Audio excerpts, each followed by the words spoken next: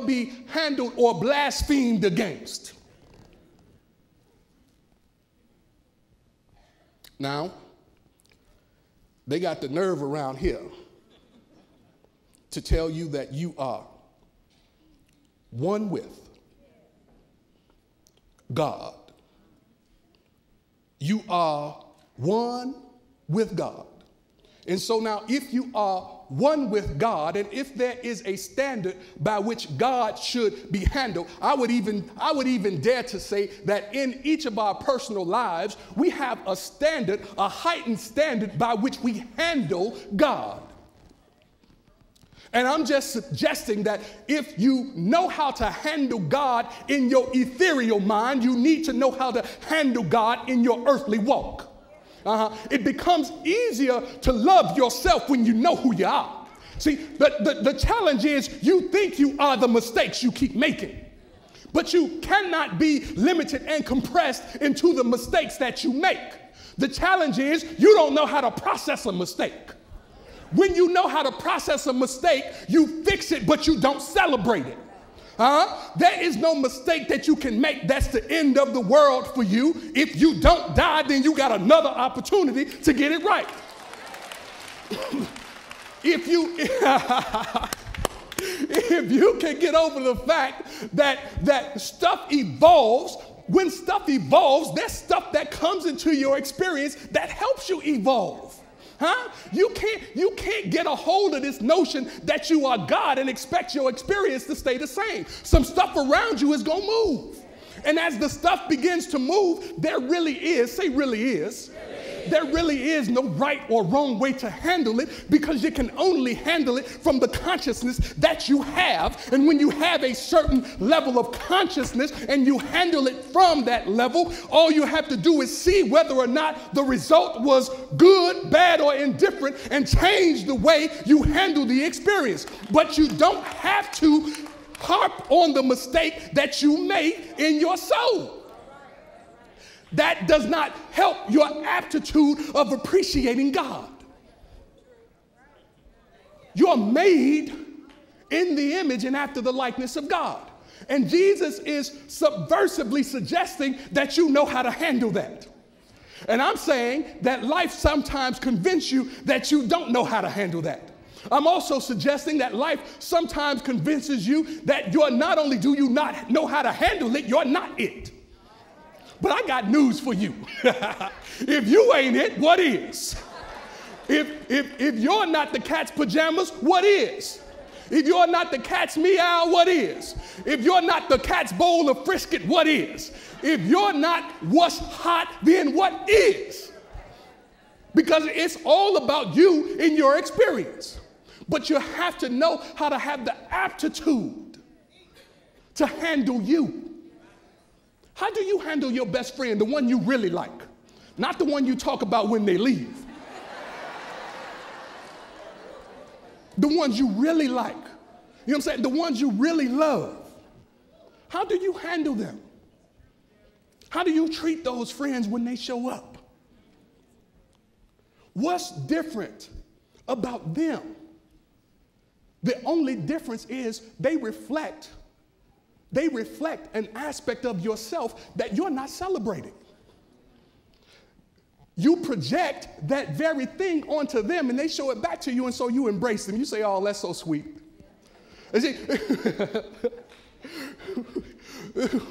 you know why some of us have so many friends? Some of us have so many friends because each of them reflects some aspect of ourselves that's undernourished in us.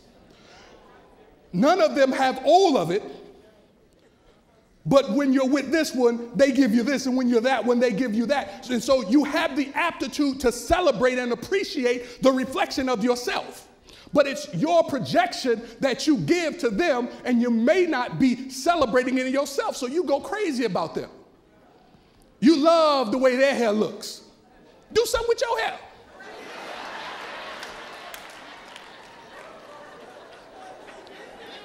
You talk nicely about them. Talk nicely about you. Does that make sense? you have the aptitude to celebrate yourself, but if it's an innate ability, the only way that which is innate comes out is if you look to express it. And so if our job, if our work, if our purpose is to express God, it becomes infinitely more difficult to do that when you suppress God. You can't express God and suppress God at the same time. Now, there's only one God in your soul experience, and it ain't up here. It's sitting right in the seat that you're sitting in. The only question is whether or not you can embrace who you are. Don't let other people define you. Why do you think they would know? What makes you think they would know? They don't even know who they are. They can't know who you are. They have difficulty loving themselves. How are they going to love you beyond measure? Anytime you're in a relationship, you have to know that you bring a whole person to the relationship. See, when you realize that you're whole, you don't overindulge. You don't overindulge in abuse. You don't overindulge in drugs. You don't overindulge in liquor. You don't overindulge in fun. You have the balance of a whole being. And so you have to use your aptitude to be who you are. We're talking about self-love. We're talking about self-love. Not something you get from somebody else, something you give you. So that when you leave, folks miss you. Because all the good stuff is with you. Self-love. Attitude, aptitude, and altitude. So, altitude is typically defined by the height in which something can be reached. Is that right? And I'm suggesting that because of who you are and because of whose you are, there is an altitude for you to reach that perhaps at this point you have not reached yet. And so in opening this sermon, I think I said this is something about this big God. There's something about a big God. There's something about a big God. There's something about singing about a big God. But when you sing about a big God and you don't have a big God, I think it's better to not just sing about the big God, but to have a big God. If you have a big God, you can't have a little God at the same time. Big gods and little gods don't typically travel together. Big gods make way for big things. So I'm suggesting that the bigger the God, the greater the altitude. The bigger the God, the higher you go. The bigger the God, the greater the expanse. Now, we're working with this altitude, but all too often we try to, in working out to the altitude, we can't get as high as we need to go because we get distracted. Can you two stand up for a second? Just stand up for me real quick. I just want to illustrate something for you real quick. Because here's what we do, and here's why we can't reach our altitude. I want you to lean over this way, just like that, stay just like that. And I want you to lean over that way, just like that, stay just like that. Now, here's what we do, and here's part of why we cannot get to our proper altitude. Because all of the opportunity to love myself is within me. If I love myself properly, then I don't have to spend time trying to fix him. See, you see how he's leaning like this?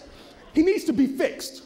Somebody needs to fix him, right? And since I have the innate aptitude to fix, I think it's my responsibility to fix him. See, so I spend my time fixing him. And I get frustrated when I can't fix him because he needs to be fixed by now. I've been pushing on him and pulling on him, and I don't understand why he's not fixed. And since I can't fix him, I come and fix her because she's just as broken.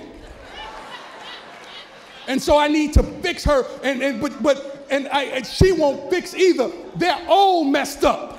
Everybody in my experience is messed up. I don't understand why, if I have the aptitude and the attitude to fix, I don't understand why I can't fix her. And then I get this revelation that the attitude and the aptitude that's important is in me. He bet not fix himself on his own. So now, right on. So now, when I start to love me,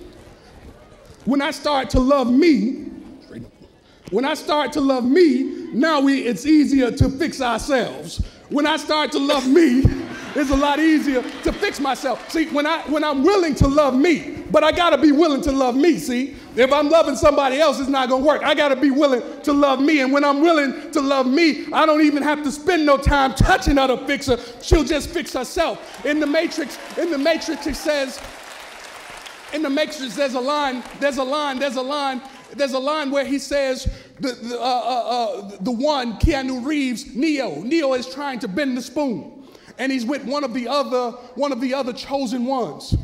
One of the potentials, I think they call it. One of the potentials. And the potential is sitting there, and the potential, he's a kid, a young kid, and the potential is looking at the spoon, and the potential just sort of looks at the spoon, and the spoon begins to fall over. The spoon just sort of leans over on its own. And the potential is sitting there, and he looks at Neo. He sees Neo's reflection in the spoon. He sees the reflection of the one in the spoon. See, the reflection is always present. You just have to know how to recognize it. He sees his reflection in the spoon, and when he sees his reflection in the spoon, he hands him the spoon, and he says, Neo looks at it, and the first thing he does is he turns his head. And the potential says, do not try to bend the spoon. That would be impossible. Realize that there is no spoon, and that it is yourself that is bending. And so as we're talking about self-love, you have to be able to bend. There is nothing rigid about love. There's nothing stuck about love. There's nothing stuffy about love. You got to be able to be flexible in order to experience love, because love comes in a multitude of ways, just as it covers, as they say, a multitude of sins. But if you're open only one way, how can the multitude get to you? You got to know how to reach your altitude. You got to be willing to expand. Now, how can you expand and reach your altitude? It's all by loving yourself. How much cooperation do you give you? How much compassion, how much tender compassion do you have for you? How much devoted service do you give to you? If, as they say, money follows good service, if you don't give your own self good service, why should somebody give their money to you?